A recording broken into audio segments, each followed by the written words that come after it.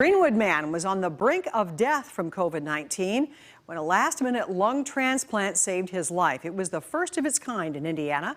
CBS 4's Mike Sullivan takes you through his remarkable journey.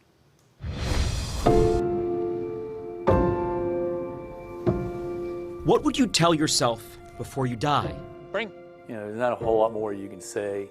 Only what could be, but wasn't. Oh, I regret not doing this, or I regret not saying that, but If only there was more time for one last conversation with family. I did let them know that I was very proud of them. Kevin Lloyd should be.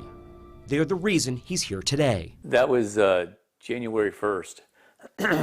When his symptoms first began. My son actually called an ambulance to come and pick us both up on the 10th.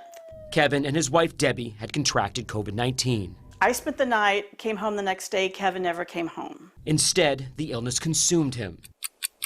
Those days turning to weeks, those weeks to a potential end.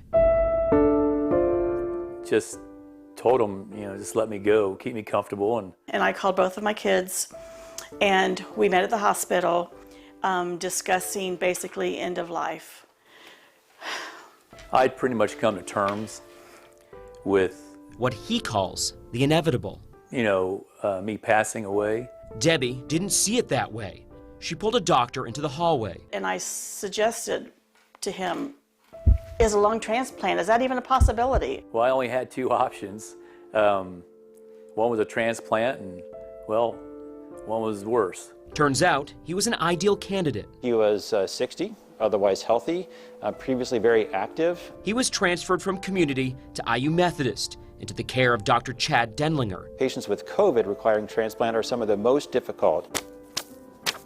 Only 40 to 50 have happened in the U.S. Kevin is the first in Indiana. Every day that he has at home with his wife and his family is borrowed time. Debbie already lost her father to COVID during this time. She wasn't going to lose Kevin, thankfully. The surgery went smoothly. We think that he thought he did not have the surgery yet. Like it wasn't real, like a movie. There were some moments that I didn't Really know what was happening. He wrote me a little note and saying, let me go, Debbie. Only he never left. His new lungs took hold. His post-op recovery has been remarkable.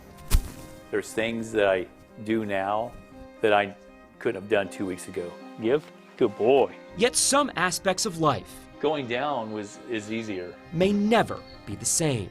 Staff at the hospital cringed when I told them I had a Potential lung hazard, big bike, and sitting in his garage, ready to go. I think that's probably on the table down the road. Kevin can live with that. He's alive. In Greenwood. I'm Mike Sullivan, CBS 4 News.